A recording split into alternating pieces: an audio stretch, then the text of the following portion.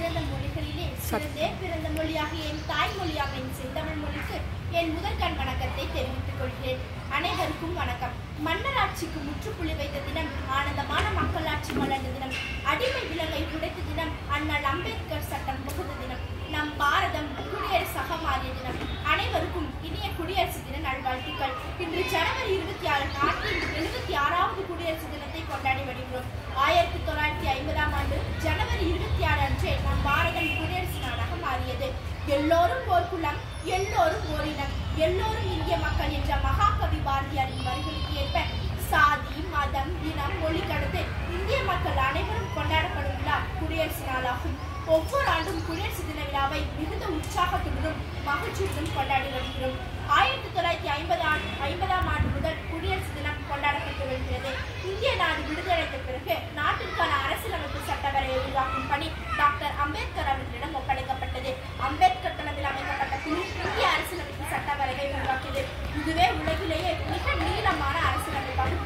இந்திய அரசியலமைப்பு சட்டம் செயலாக்கத்திற்கு வந்த நாள்தான் குடியரசு நாளாகும். குடியரசு என்றால் மக்களாட்சி என்று பொருள்படுகிறது. தேர்தல் மூலம் மக்கள் விரும்பிய ஆட்சியாளர்களை தேர்ந்தெடுத்துக் கொள்ளும் முறையே குடியாட்சியாகும். விடுதலை பெறுவதற்கு 17 ஆண்டுகளுக்கு முன்பே மகாத்மா காந்தியடிகள் ஏற்படுத்திய விடுதலை நாளான ஜனவரி 26 குடியரசு தினமாக கொண்டாடப்பட்டு வருகிறது.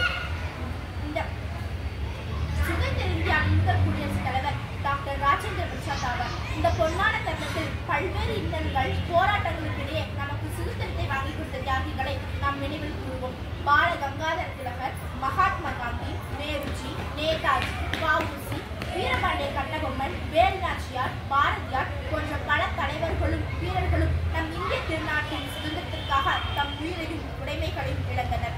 அவர்கள் பெற்று தந்த சுதந்திரத்தை காப்பது மண்ணின் மைந்தர்களான நாம் ஒவ்வொருவரின் கடமையாகும். குடியரசு நாள் அரசு விடுமுறை நாளாகும்.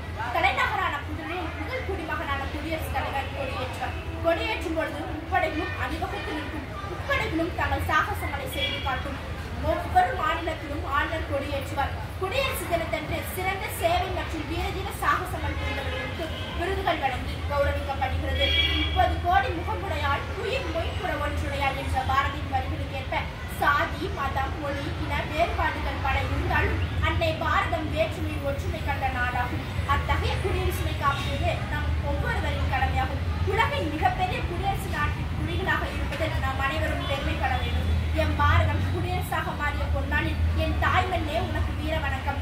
எண்ணங்களில் வரலாறும் நினைவுகளில் சுதந்திரமும் நிறைந்திருக்கும் உணர்ச்சி பொங்கும் நாள். நாம் அனைவரும் ஒன்றாய் கைகோர்த்து நம் இந்திய திருநாட்டை வல்லரசாக்குவோம் என இத்திருநாளில் உறுதியேற்போம் என்று கூறி பேச வாய்ப்பளித்து நன்றி தெரிவித்து எனது உரையை நிறைவு செய்கிறேன். வாழ்க